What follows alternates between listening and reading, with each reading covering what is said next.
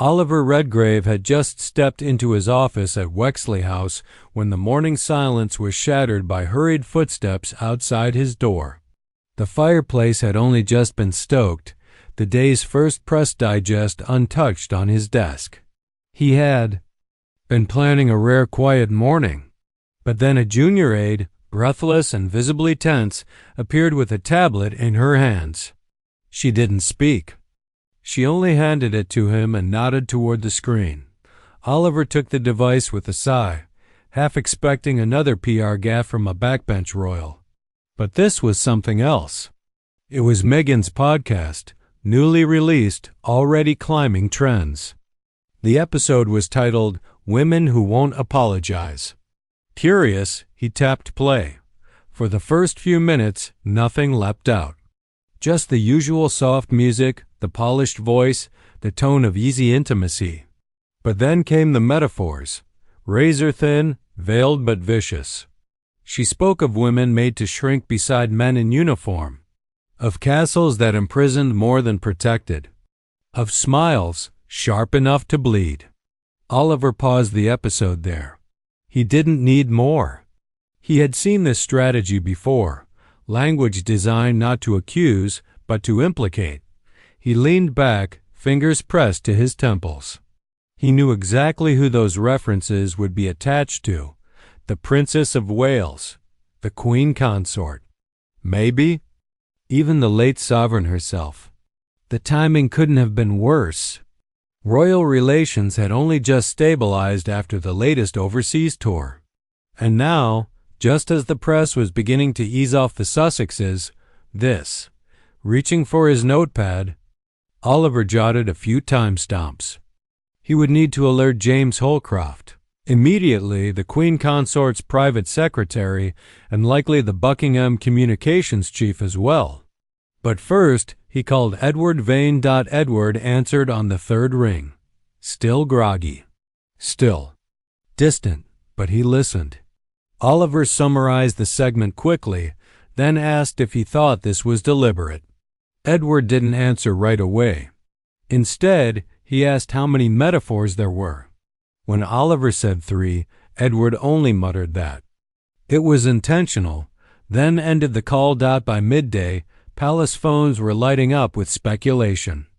No one had been directly named, and yet everyone knew who had been painted. It wasn't just a podcast anymore. It was a dart thrown in silk. And Oliver, who had spent his entire career managing perception, now faced something much harder. To control, implication without evidence. As the evening sun began to stain the stone corridors of Wexley House, Oliver stood alone at his window, watching the city slip toward twilight. He knew the headlines would come. He knew the radio shows would chew on every syllable. But what troubled him more was what wouldn't be said, the thoughts the public would begin to form on their own. And in that silence, he knew Meghan had already won the first round. Edward Vane stood barefoot in his kitchen, the marble floor cold beneath him as the espresso machine hissed to life. He hadn't planned on starting the day with royal drama, but the call from Oliver had changed that. After ending the conversation, he wandered over to the living room and pulled open the terrace doors. The morning air bit at his skin, but he didn't notice. His mind was already slipping back into old habits, into strategy, tone, intent. He sat down and opened the podcast, pressing play without hesitation. He knew the cadence of her voice better than most. He had coached her once, long before everything fell apart, back when she was still learning how to sharpen her public voice. Now, listening to her speak with such ease, he could see just how well she had learned. When the line came about "smile sharp enough to bleed," Edward didn't flinch. He knew that one had been sharpened months ago.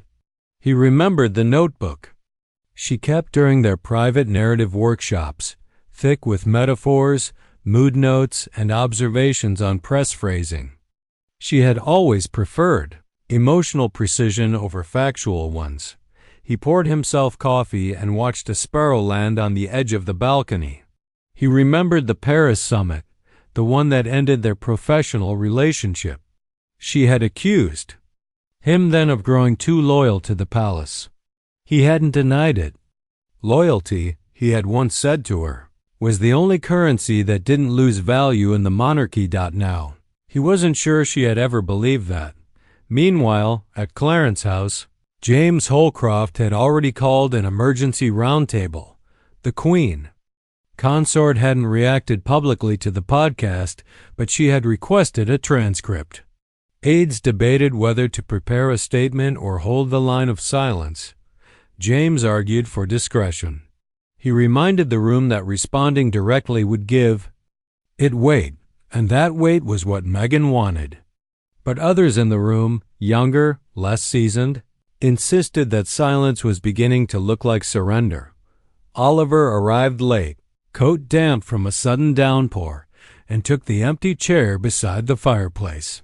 He listened as aides floated ideas for subtle counter-narratives, scheduling photo ops with nurses, revisiting the Queen's charity work, even placing a discreet op-ed in the Telegraph about the grace of forgiveness. None of it felt urgent enough. Later that night, Edward sat alone on his terrace, watching clouds drift over the Thames. He opened his old notes from the Sussex briefings and flipped through them absently. On one torn page, he had once scribbled the line, "When your words can't accuse, make them echo." He wasn't sure if it had been hers or his. Back inside, he lit a single lamp and turned off the podcast app. He didn't need to listen again. He already knew what would happen. The palace wouldn't bite. The media would feast. And once again, Meghan would claim no blame, only intention. And Edward, who had once helped her craft the very weapon now being used, felt the bitter irony cling to him like London mist. James Holcroft sat stiffly in the back of the black Range Rover, his gloved hands folded tightly around a folder marked Internal Media Traffic. The vehicle made its usual slow approach through the palace gates, but this morning the guards nodded without the usual ease. He could feel it. Something in the air had shifted. The podcast was now 3 days old, but the weight of its words lingered like perfume in closed drapes. Not potent enough to provoke a storm, but persistent enough to make no one forget. He had spent the past 48 hours sorting reactions. Editors, former diplomats, private secretaries, all asking the same question in slightly different tones. Would the palace respond? He told them all the same thing. Nothing was being drafted, nothing was confirmed. But privately, James had begun to worry. Silence was tradition, yes, but silence also used to command respect. In the digital world, silence often simply surrendered. Narrative. That morning, in one of the lower-level meeting rooms where painted portraits watched from dusty frames, James met again with Oliver and a selection of press liaisons. The younger aides, exhausted from fielding questions online, were growing restless. One of them, a sharp but inexperienced deputy named Marcus, laid down a tablet showing a Twitter thread dissecting Meghan's metaphors, each one assigned to a different royal family member. He explained how influencers had turned the episode into a public guessing game.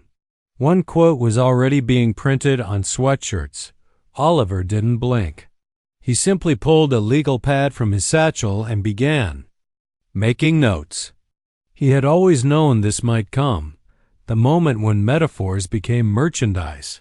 Meanwhile, across town in a quiet London cafe, Edward Vane watched the same thread unfold on his phone. He didn't comment, didn't like anything, but read every reply.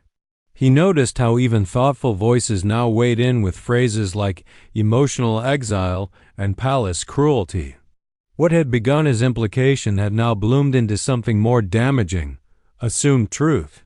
He looked up just as a man passed his table, slowing down as if to recognize him. Edward straightened, waited for a confrontation, but the man simply kept walking. It reminded him that he was no longer anyone of significance, Just another face once caught in the storm. Back in Clarence's house, the Queen Consort reviewed briefing notes in silence. She hadn't asked for changes to her schedule, but she had requested a new portrait to be released next week, one featuring her with a group of hospice volunteers. James took that as a subtle message. Show warmth, show purpose. But don't address the wound. In the quiet after the meeting, Oliver stood in the courtyard, coat collar turned against the wind.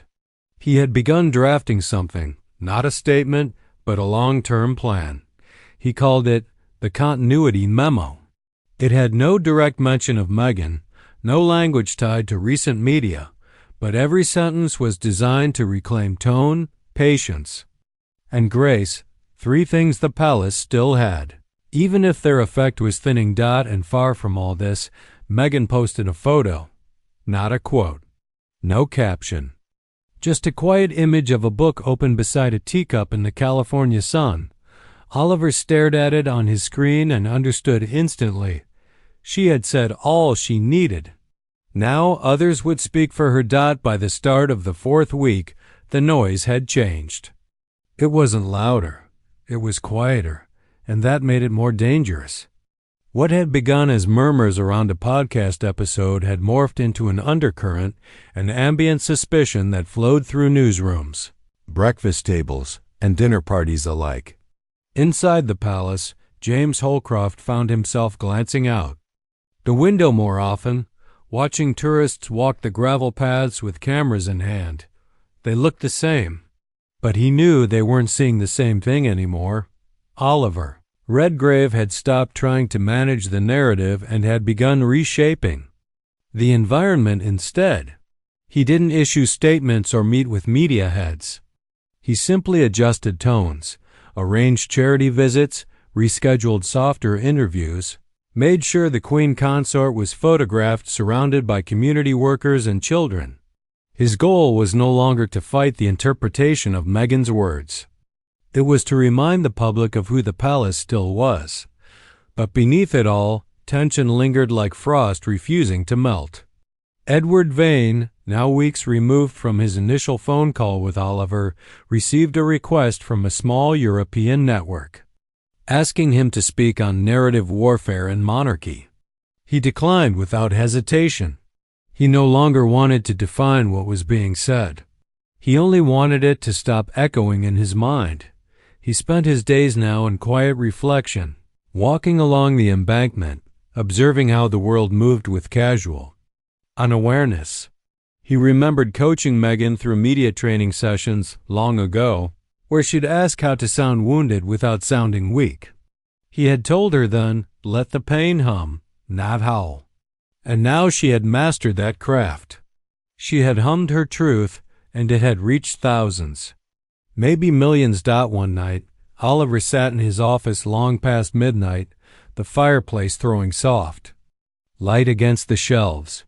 He opened his drawer and pulled out an old briefing document from 2018, the original press plan for Meghan's integration into the royal family.